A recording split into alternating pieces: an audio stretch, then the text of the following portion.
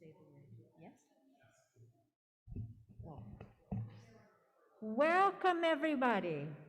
We're so glad to see you. Thank you for coming. It takes two of us to introduce Lin Gentry, the author of, hold up the book, Episodes in a Cultural Revolution. It takes two because there's so much to Lin. Melinda will do part one. And Jean will follow up with part two. Melinda, take it away. Well, I first met this wonderful human when she came into Carol Wollason's memoir writing group. She came in with her big dog, Seamus, a wonderful golden retriever, and a 3-ring binder that was about 4 inches thick. And week after week, she would regale us with these episodes in her life, which have come to be this marvelous book. I have read it, I love it. But we couldn't figure out how could she be so prepared. We just met her, and she had this nearly complete volume. And later, when she transitioned to Margaret Irvin's Monday writing group, there again, she was met with great praise and cheering on, and she has completed this. If you've ever seen Lin Gentry in a garden, in a house that needs tidying, or in the throes of completing this marvelous masterpiece, you have seen a force of nature. It's polished piece after polished piece. She's an author, a firefighter, a pioneer in the various revolutions going on during the 50s, the 60s, the 70s, including the sexual revolution. And Lin is here to introduce us to her book by reading some excerpts. And it's on sale today. Some of you already partaken of that. Thank you, that's wonderful.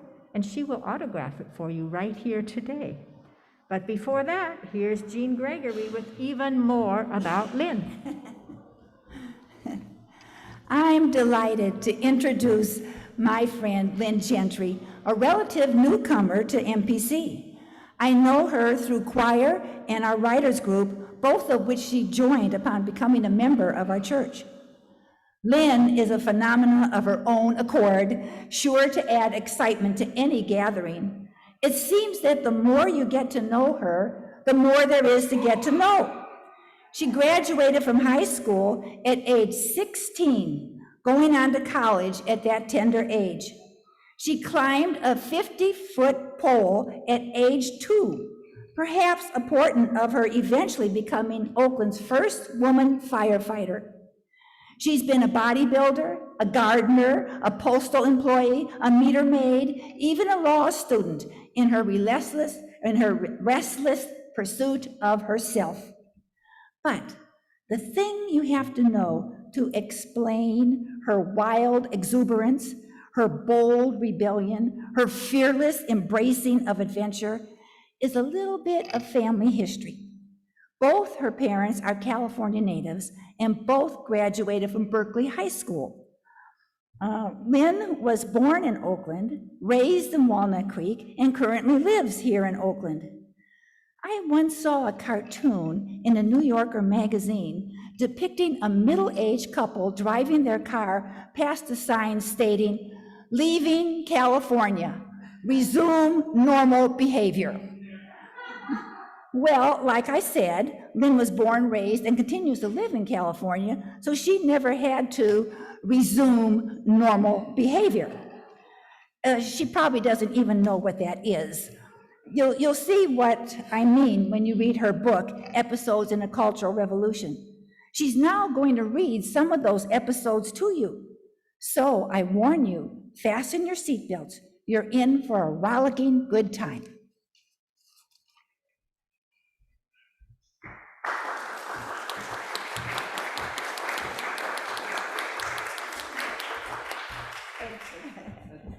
We'll just kill some more time. Well, I hope there are enough books to go around. I brought a full box. I want to give credit to one other person. Jean and Melinda and Gail Onion all read my manuscript before it was submitted. So the fact that two of them came up here to introduce me, I do not want to exclude my little particle, as I call her. And also, I want to say that without the writing groups of MPC, I don't know that I would have finished this. I had been working on it for 12 years, and when I would hit a difficult emotional part, I just had to put it aside for a while. And so the journey went. I'm going to read 4 selections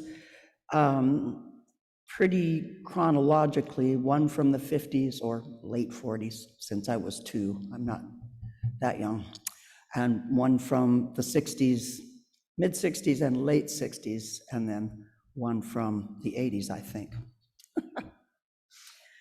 All right. But the irreconcilable part, excuse me, continued to be the wardrobe struggle in school each day. God, how I hated being commanded to put on the dreaded dress.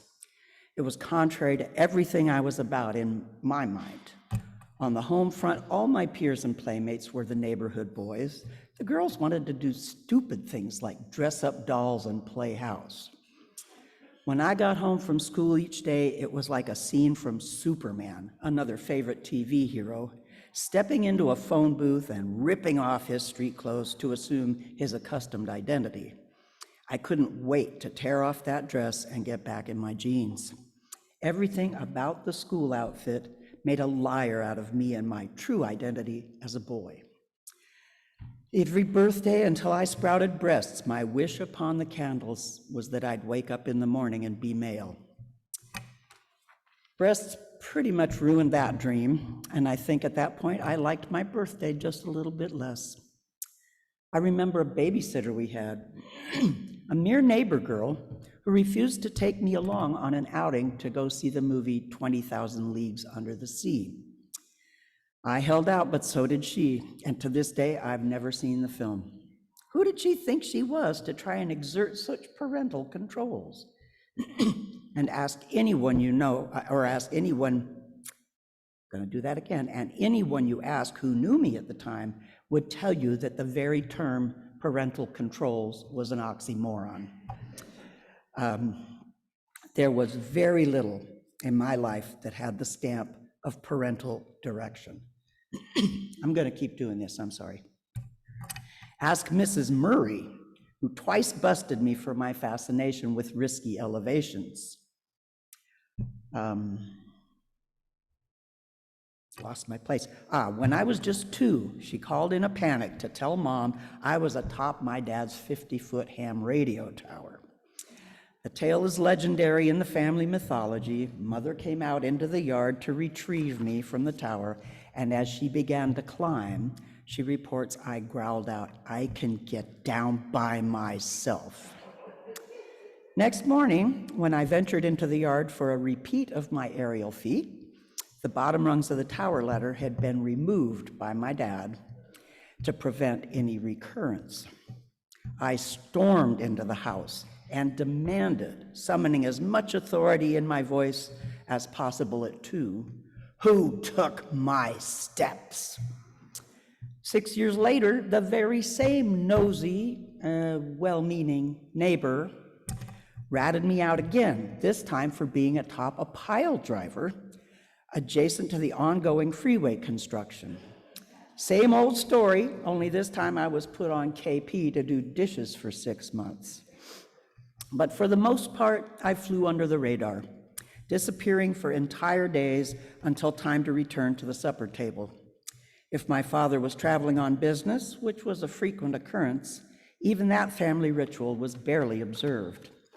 I remember hanging out in the garage of an elderly neighbor while he tinkered at his workbench when he attempted to shake his little shadow by inquiring, "Don't you need to get home to dinner?"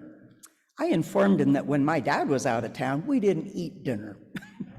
My mother would have blanched if she'd heard this, Then again, it would be more characteristic for her to sadly wag her head and shrug her shoulders. Our neighborhood was idyllic, filled with fruit trees, open land, and vacant lots where our mock army battles were waged, and pasture areas with the occasional docile horse. Another tale my mother relished in telling was of me, way too small to be missing for several hours, finally discovered inside the barbed wire fence of a field, reaching up on tippy toes to pet the muzzle of a quite large horse. A nervous woman, a stranger to my mother, was wringing her hands and fretting aloud, "That's a mean horse. Someone should go in there and get her." In memory, this is one of the few times my mom was paying enough attention to actually come looking for me. I have other memories, like the time in Yulee Forbragg's swimming pool. I couldn't yet swim, but was bouncing around in the shallow end. Mom was talking to a friend, her back to me, and in water just around her chest. That would be water that's over my head. As I approached in an effort to get her attention, I started to lose contact with the bottom of the pool, and while I watched her back, my mother was oblivious as I began struggling to get my breath above the surface. Who knows the reality of such memories? I continue to hold a grudge for my mother almost letting me drown. If it weren't for her friend finally noticing me bobbing up and down like a soggy cork, again, who knows? But the feeling I carried in my heart was simply that no one was watching. That's the 50s. This is called the barren high school landscape. When I entered my first year high school, it was a brand new facility and contained only a freshman class. It was an odd experience of isolation, just the one class, and the first time that kids from another neighboring school were in the mix. So it wasn't the usual suspects necessarily, but it also was only quite young high school kids with no representatives from other grades to model behavior for us in this brave new world. Our teachers all did duty teaching several classes as well. My favorite was Mrs. Cavagnero. Quite the novelty, an Englishwoman with a bona fide accent and unshaved legs. She was my English teacher, my Latin teacher, and also my counselor. I adored her and excelled under her tutelage. This new school was carved out of a marvelous old working cattle ranch, which had sold off a small portion of their land holdings, the Dollar Ranch. Stanley Dollar was the man,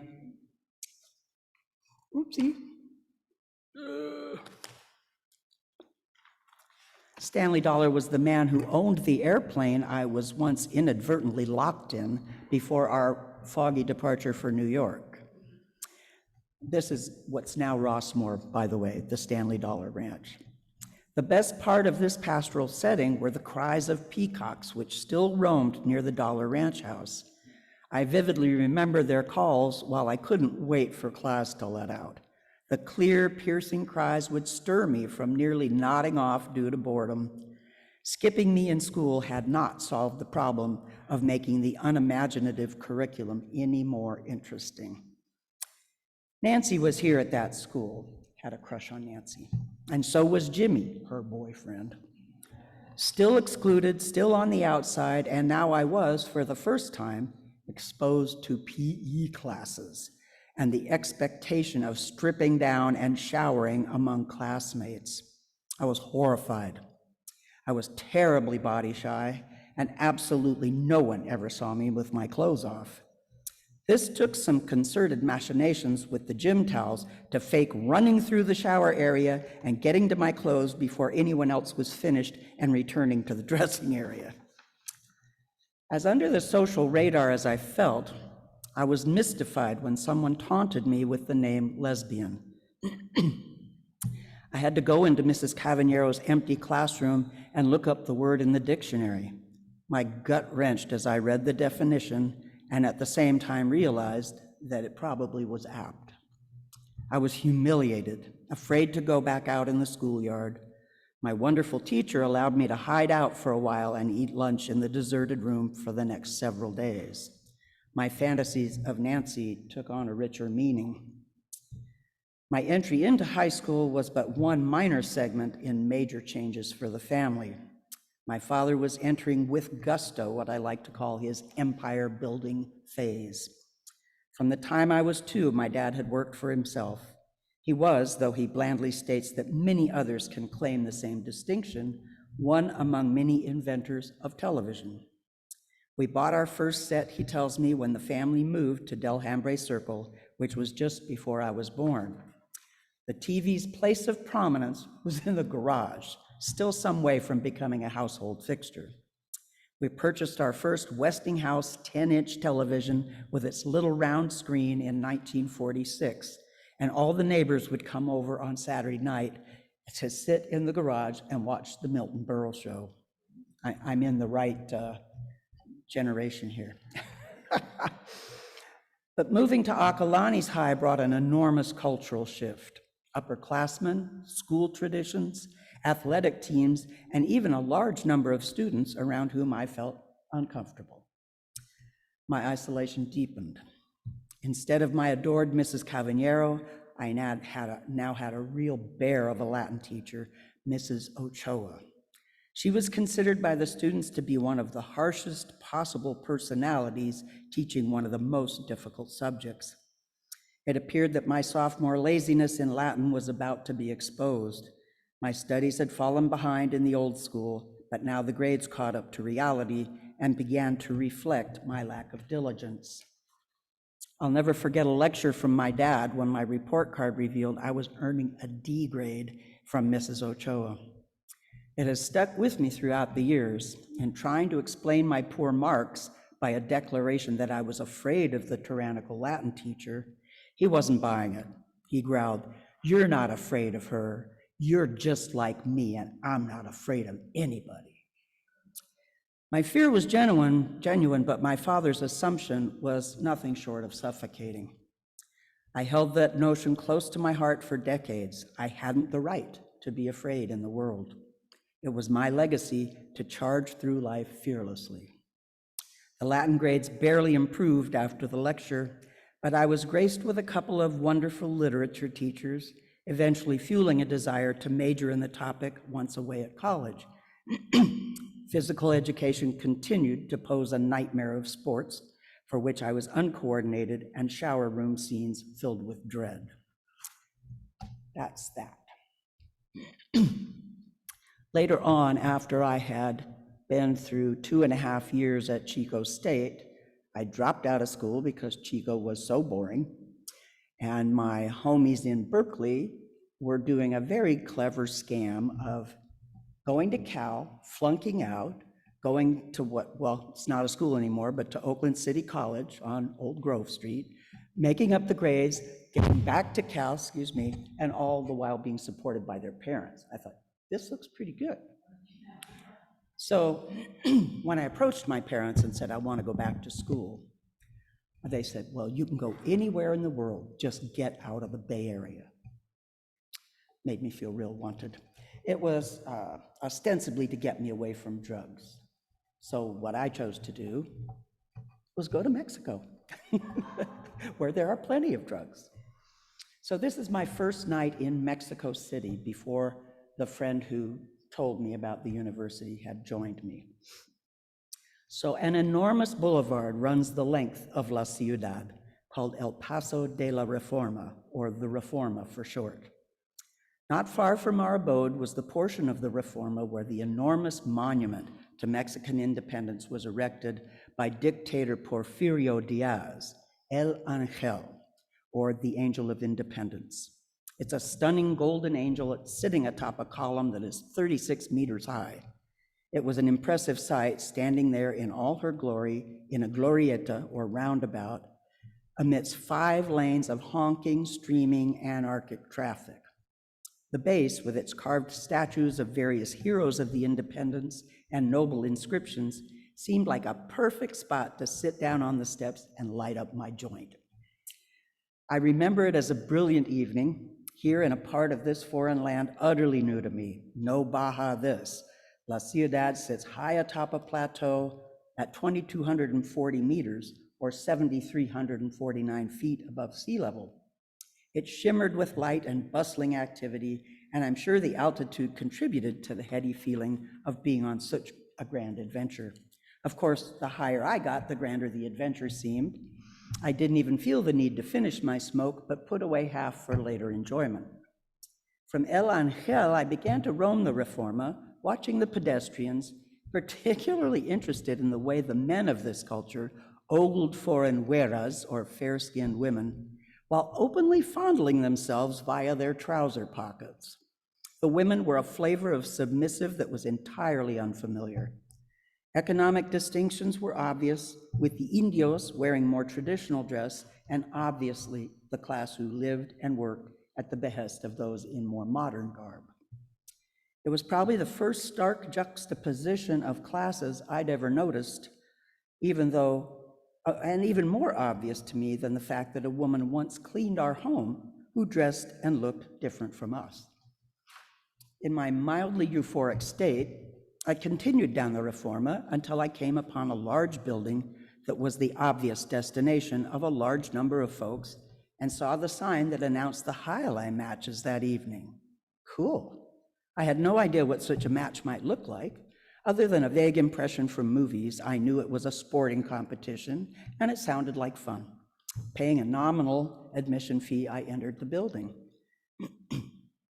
Inside the arena was a small court on the ground level, then bleachers rising high up to the ceiling on only one side of the court. I chose a seat about halfway up and took my place while the competitors warmed up. I had no real sense of the rules of the game, but could tell from the preliminaries that the action would be fast-paced and fierce. But the most amazing part of the evening was just starting to get underway.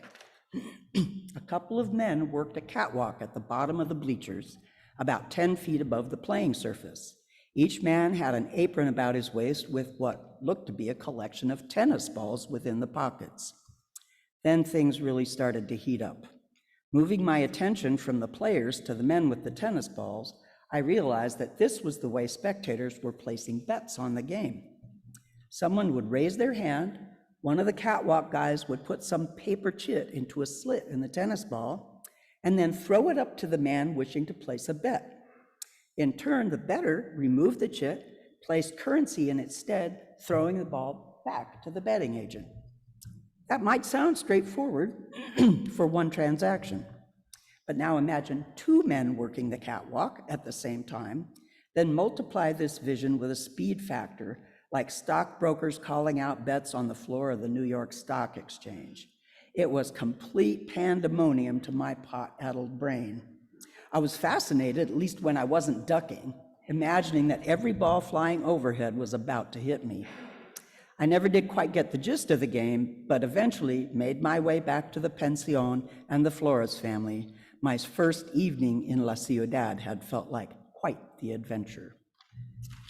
That's the mid-60s, and now a tale from the late 60s, oozing into 1970. So if anybody remembers Berkeley in 1969, it was pretty lively. So, reporting for the swing shift at the Berkeley post office in mid-1969 was a little like entering occupied territory. The People's Park riots had erupted, and by the 19th of May, the National Guard was called in, bringing 3,700 troops and tanks to the streets of Berkeley. It was pretty surreal to have to walk through a cordon of armed soldiers surrounding the post office in order to get to work, as it was a federal building. The latter part of that week saw sweeps of the retail establishments on Shattuck Avenue, some blocks from the hubbub, where even senior citizens were indiscriminately dragged out of stores, forced face down on the sidewalk, handcuffed, and shipped off to Santa Rita Prison.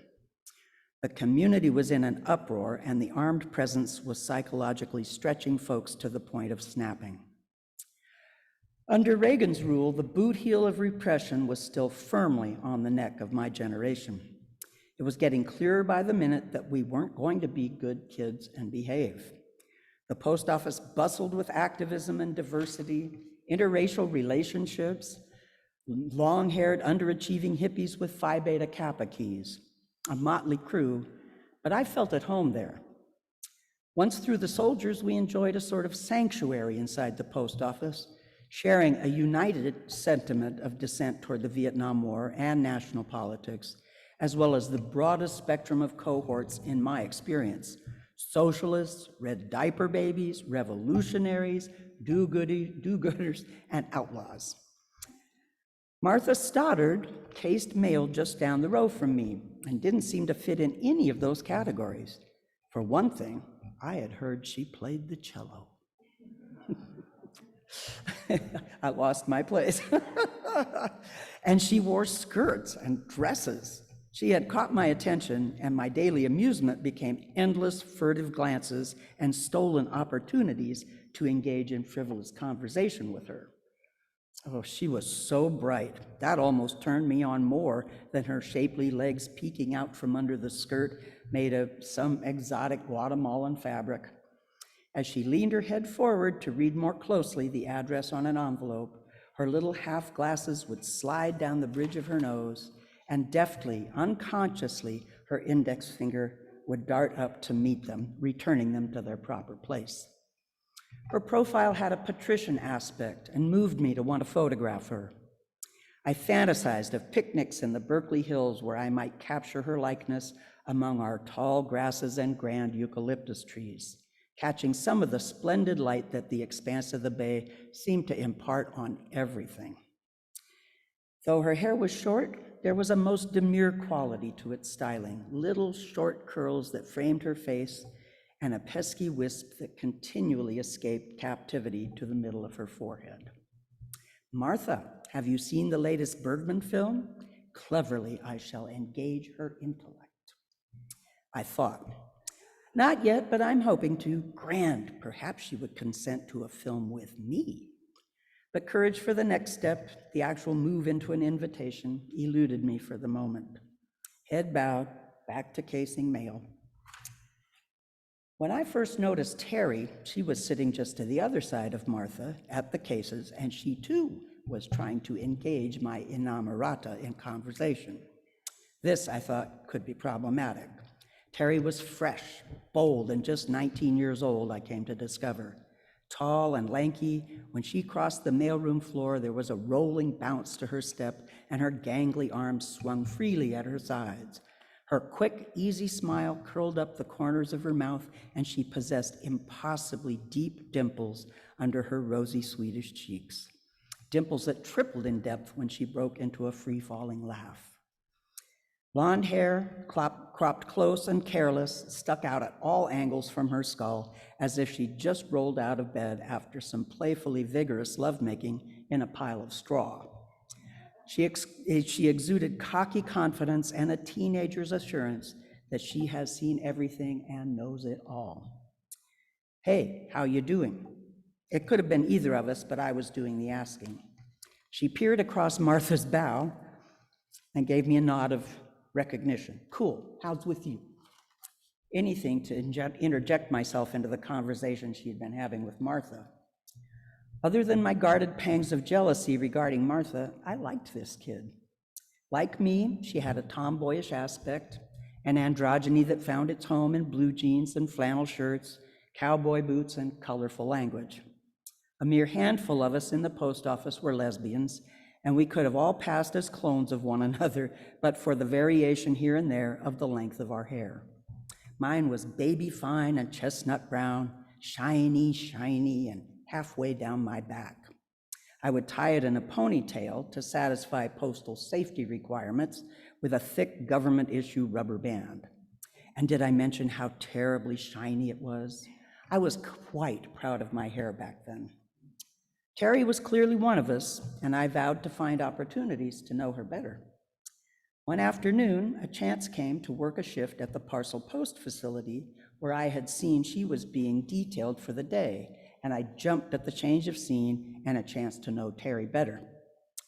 On the way to parcel post, I got to burn an easy half hour of travel time, a half hour of cheating the government out of its due, a definite plus and my version of anti-government protest. Through the swinging double doors, the big cavernous warehouse opened on a scene of large canvas tubs, akin to giant laundry hampers, spread out about the floor in loosely lined up rows, and enormous conveyor belts streaming packages in from their trucks at the loading docks. A handful of postal clerks were delightedly playing free-for-all, tossing the packages into their respective basket destinations, much as they would a basketball to the hoop, to the tune of loud rock and roll. Apparently, the parcel post supervisor was pretty cool.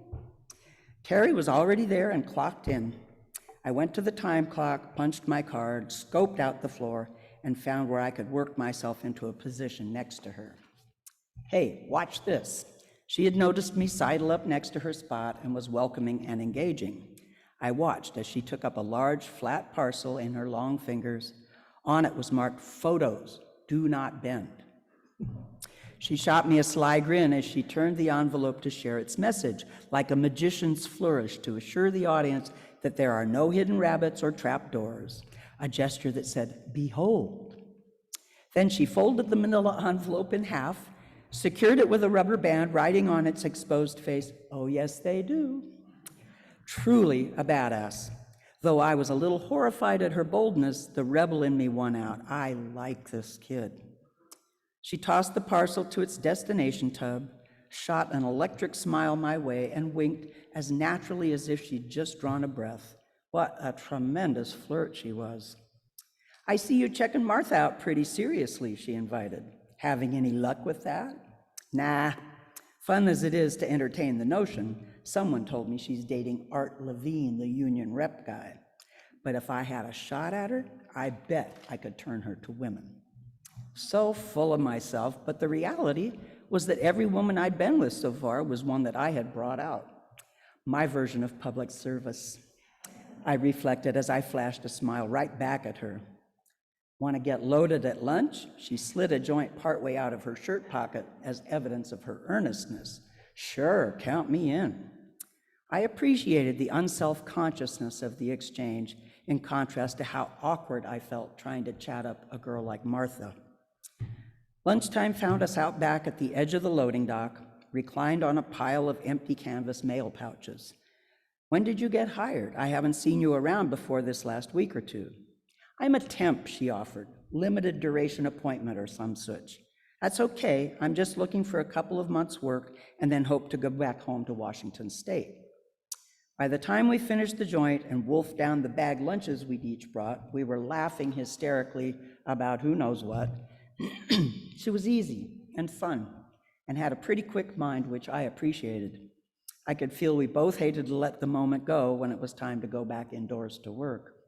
"Hey, I could score us some beers after work if you're up for it," I plied her, secretly knowing that she was too young to purchase booze on her own.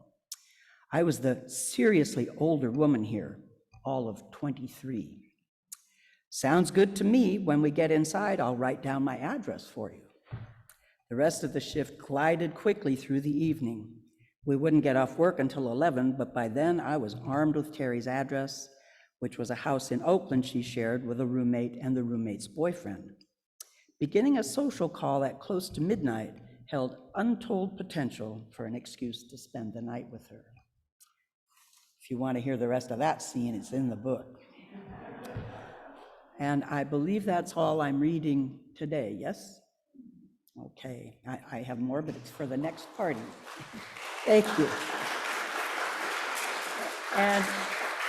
And let me, before I do any Q&A, let me tell you there's a yellow pad on the table, and if you didn't already receive an invitation in your email to another release party I'm having next month at a wonderful restaurant in the Diamond District, please make sure I get your email address.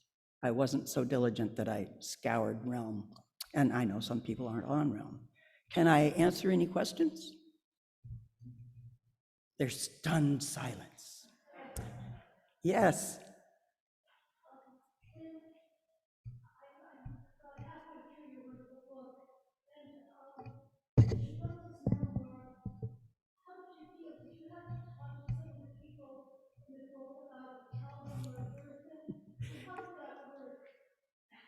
No, and I told the absolute truth, so nobody can really sue me. There is one scene about a woman that my father had extramarital relations with for a long time, and I'm still good friends with her children. And one of them called me in great distress and said, "You can't put that in the book." She said, "My sister could never read this book, my niece could never read this book." So instead of the woman's first name, which was a straight arrow recognition of who it was, I just said, "An old family friend." So, but no, everything's true. Come and get me. Yes. Thank you very much. And is my volume okay? Okay. Steve. Well, I'll tell you, that picture is in one of those framed multi-port photo things, and it's from when I was about 6. It's dated 1951, I think. And that was my mother, who was always trying to force me into a dress, but I was in my Hoppy Cassidy boots with my Hoppy Cassidy 6 guns and my Hoppy Cassidy hat, and my hands, I believe, on my gun butts, and a Band-Aid on my knee. And all my adult life, I have looked at that picture and I've said, if I ever write a book, that's going to be the cover. As well as the very first line in the book that the editors tried to change to be better English was in my mind long before I started writing, and it's, "Hoppy was always my main man."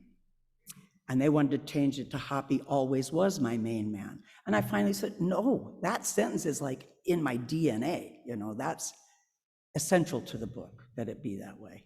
Oh, and I forgot to repeat your question. Yes, Carol. If you run out of books for the group here, how can we? Thank you for asking. You can either get in touch with me. I have 50 more at home.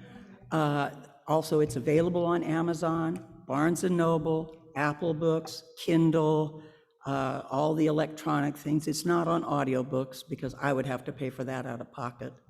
And also, minutes from now, we are launching a website where you can buy it, and it's called www.workinprogress.com, just like my email address. And the book can be bought there as well. But they have one copyright symbol to put on one last photograph. And of course, it's not going to happen on a Sunday, so I'm hoping by tomorrow it has been remedied. But anybody else? Yes, Eloise. How old was I when I started writing this book? Oh, I wrote all my life. All my life. I remember being, 7 and writing a play. And again, you may think my mother was a real monster. She wasn't. She was just depressed. But I asked her to type the scripts for me. I was going to do this in the neighborhood, and she said no. And I said, "Can I do it on your typewriter?" I couldn't type. She says, "No, you'll damage the machine."